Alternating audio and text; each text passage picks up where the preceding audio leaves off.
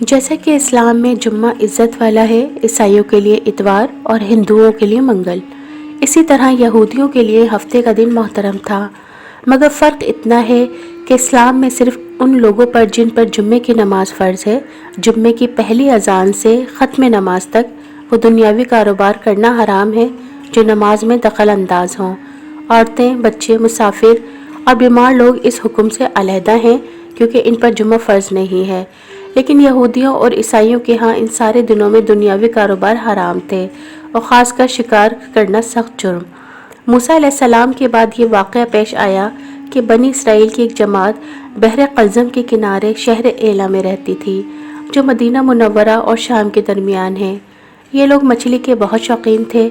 رب کی شان یہ کہ ہر ہفتے اس دریا میں بے شمار مچھلیاں نمودار ہوتی تھیں، یا تو ان کے امتحان کے لیے یا اس مچھلی کی زیارت کے لیے جس کے پیٹ میں حضرت یونس علیہ السلام رہتے تھے۔ باقی دنوں میں سب مچھلیاں غائب ہو جاتی تھیں۔ ان لوگوں کے منہ میں پانی بھر آیا اور سوچنے لگے کہ کسی تدبیر سے ان کا شکار کرنا چاہیے جس سے شکار بھی ہو جائے اور ہفتے کے دن کی بے حرمتی بھی نہ ہو۔ آخر ان عقل مندوں نے یہ ہیلا سوچا کہ دریا کے ارد گرد بہت سے گڑھے کھود دیے اور دریا سے ان گڑھوں تک نالیاں بنا دی۔ جمعے کی شام کو ان نالیوں کا منہ کھول دیتے تھے کہ پانی کے ساتھ مچھلیاں ان گڑھوں میں آ جائیں، اور اتوار کے دن ان گڑھوں سے پکڑ لیتے تھے اور کہتے تھے کہ ہم ہفتے کو شکار نہیں کرتے۔ انہوں نے وہ مچھلیاں خوب کھائیں اور فروخت کیں جس سے یہ بڑے مالدار ہو گئے۔ 40 سے 70 سال تک ان کا یہ عمل رہا۔ یہ لوگ کل 70,000 تھے۔ ان کی 3 جماعتیں بن گئی، ایک تو شکار کرنے والوں کی، دوسرے اس سے منع کرنے والوں کی، اور تیسرے خاموش رہنے والوں کی۔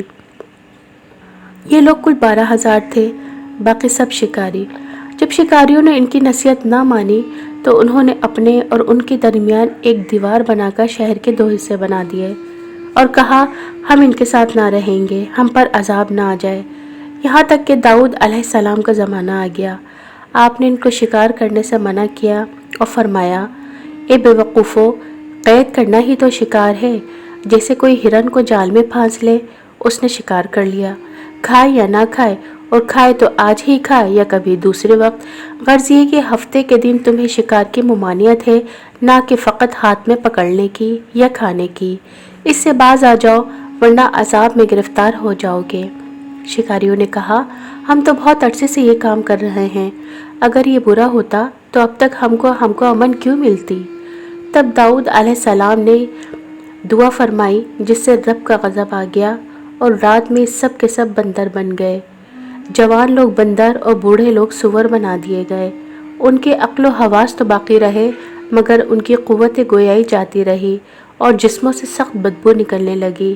صبح کے وقت اس محلے کے لوگوں نے دیکھا کہ نہ تو اس محلے سے کوئی آدمی آتا ہے اور نہ کوئی آواز، نہ کوئی دھواں وغیرہ نکلتا ہے، تو یہ دیواروں پر چڑھ کر ان کے گھروں میں داخل ہو گئے۔ وہ بندر ان کو دیکھ کر ان کی طرف دوڑے اور ان کے قدموں سے لپٹنے لگے اور ان کے کپڑے سونگھتے اور روتے تھے۔ ان لوگوں نے کہا، کیا ہم نے تمہیں شکار کرنے سے منع نہ کیا تھا؟ وہ بندر سر ہلاتے اور آنسو ان کے رخساروں پر بہتے تھے۔ اس حال پر ان کو 3 روز گزرے اور سب ہلاک کر دیے گئے، نہ کوئی باقی بچا اور نہ ان کی نسل چلی۔ لوگوں میں یہ مشہور ہے کہ موجودہ بندر انہی کی نسل سے ہیں، لیکن یہ غلط ہے۔ اس سے پہلے بھی بندر تھے اور یہ موجودہ بندر ان سے پہلے بندروں کی اولاد میں سے ہی ہیں، کیونکہ صحیح روایت میں ہے کہ کوئی مسخ شدہ قوم 3 دن سے زیادہ نہیں جیتی، نہ کھاتی ہے، نہ پیتی ہے اور نہ ہی اس کی نسل چلتی ہے۔ ایک کافر نے ایک بزرگ سے کہا، اگر تم میرے 3 سوالوں کے جواب دے دو تو میں مسلمان ہو جاؤں گا۔ پہلا سوال میرا یہ ہے کہ جب ہر کام اللہ کی مرضی سے ہوتا ہے تو تم لوگ انسان کو ذمہ دار کیوں ٹھہراتے ہو؟ میرا دوسرا سوال یہ ہے، جب شیطان آگ کا بنا ہوا ہے تو پھر اس پر آگ کیسے اثر کرے گی؟ اور میرا تیسرا سوال یہ ہے کہ جب تمہیں اللہ تعالیٰ نظر نہیں آتا تو تم اسے کیوں مانتے ہو؟ بزرگ نے اس کے جواب میں پاس پڑا مٹی کا ڈھیلا اٹھا کر اس کو مارا۔ اس کو بہت غصہ آیا اور اس نے قاضی کی عدالت میں بزرگ کے خلاف مقدمہ دائر کر دیا۔ قاضی نے بزرگ کو بلایا اور ان سے پوچھا کہ تم نے کافر کے سوالوں کے جواب میں اسے مٹی کا ڈھیلا کیوں مارا؟ بزرگ نے کہا، یہ اس کے تینوں سوال کا جواب ہے۔ قاضی نے کہا، وہ کیسے؟ بزرگ نے کہا، اس کے پہلے سوال کا جواب یہ ہے کہ میں نے یہ ڈھیلا اللہ کی مرضی سے اسے مارا تو اس کا ذمہ دار مجھے کیوں ٹھہراتا ہے؟ اس کے دوسرے سوال کا جواب یہ ہے کہ انسان تو مٹی کا بنا ہوا ہے، پھر اس پر مٹی کے ڈھیلے نے کیسے اثر کیا؟